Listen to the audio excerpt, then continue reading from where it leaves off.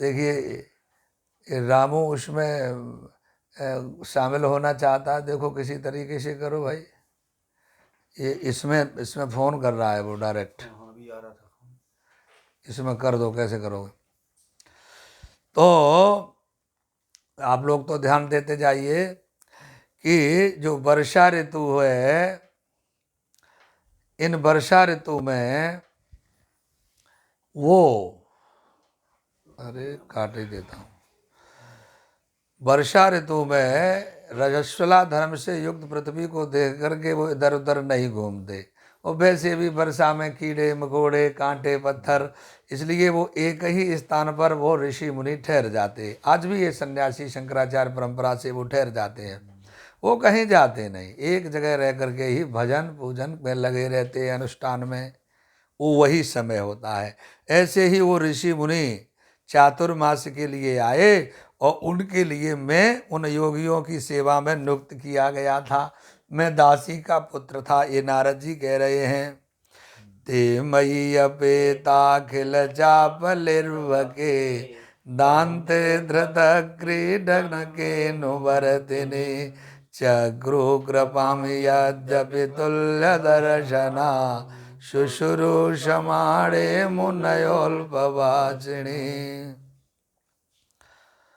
तो अरब के अखिल पापल चापले, छोटे बालक होने पर भी सब चपलताओं को अपेते छोड़े हुए था मैं। दांतिक क्रीडन के, इंद्रियों को वश में रखने वाले, खिलौनों को आर्द्रता न लेने वाला था मैं। खिलौने से नहीं खेला, इंद्रियों को वश में करके रखा। और अनुवर्तनी, आज्ञा का पालक भी था मैं उन साधुओं का। शुश्रूषमाणे अल्प भाषणी, सेवा परायण रहता था, कम बोलने वाला हो गया। मय ते मुनया, मुझ पर उन मुनियों ने यद्यपि तुल्य दर्शना, यद्यपि समदर्शी थे फिर भी कृपांचक्रु, उन्होंने मुझ पर बड़ी विशेष कृपा करी। और उच्छिष्टले पाननुमोदितोद्जयी सकृत सबुंजे तदपास्तकिल्विषा एवं प्रवृदस्य विशुद्ध चेतसा तद्धर्म एवात्मरुचि प्रजायते। दुजही अनुमोदिता, उन ब्राह्मणों से अनुमति पाकर उच्छिष्ट लेपान, झूठा बर्तनों में लगा हुआ लेप, शक्रत्स्म भुंजे, एक बार ही खा लेता था।